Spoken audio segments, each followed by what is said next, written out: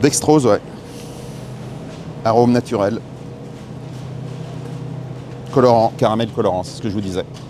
Comme beaucoup de jambons blanc d'Inde industriels, on va retrouver souvent les mêmes marqueurs d'ultra-transformation qui sont assez surprenants. Et on retrouve souvent du dextrose, qui est du sucre pur. Souvent des arômes, donc l'arôme naturel, hein, même ne vous fiez pas au mot naturel, hein, ça reste un marqueur d'ultra-transformation, et du caramel colorant, classique. Voilà. Donc, je suis Anthony Fardet, je suis chercheur en alimentation préventive et durable à l'INRAE de Clermont-Ferrand.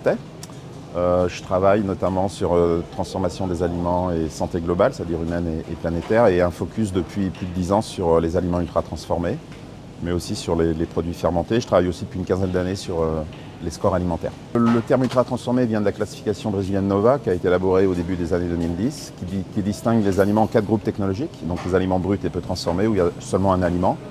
Ensuite, vous avez les ingrédients culinaires traditionnels qu'on utilise à la maison, le sel, l'huile, le poivre, etc., mais qu'on ne mange pas tel quel. Et quand vous ajoutez ces ingrédients culinaires aux aliments du groupe 1, vous avez des aliments normalement transformés. Donc c'est le fait maison, les traditions culinaires généralement, et puis dans ce magasin, on peut estimer que c'est à peu près 30% de l'offre industrielle. Donc on peut manger des produits transformés, normalement transformés, industriels de qualité. Et le 4e groupe ultra transformé, alors comment on le définit?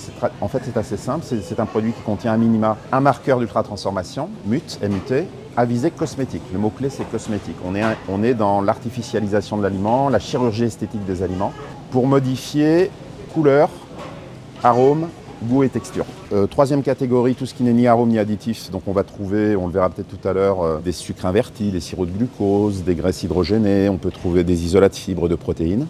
Donc tout ça, c'est sur l'emballage. Ce sont des ingrédients purifiés qui sont souvent issus du fractionnement alimentaire ou cracking, ou de la synthèse enzymatique et chimique, même en laboratoire. Et le 4e, qui n'est pas sur l'emballage parce que ça fait partie des secrets de fabrication des industriels, c'est notamment, on va citer les 2 plus connus, la cuisson-extrusion et le soufflage, qui sont notamment appliqués aux féculents et qu'on va retrouver dans les pop-corn, les galettes de riz blanc soufflé, les snacks sucrés salés gras et les céréales du petit déjeuner pour enfants. Donc là, on a typiquement de la malbouffe de très haute qualité, c'est-à-dire ici du soufflage.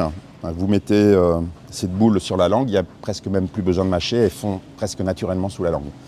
Ici, vous avez de la cuisson-extrusion, donc c'est des traitements d'ultra-transformation qui ne sont pas sur l'emballage et qui fait que ces produits ont des index glycémiques qui sont souvent supérieurs à 80, très élevés.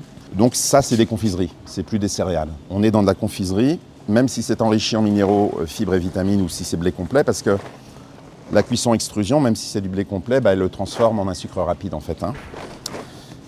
Pour trouver les ingrédients, c'est souvent en petit.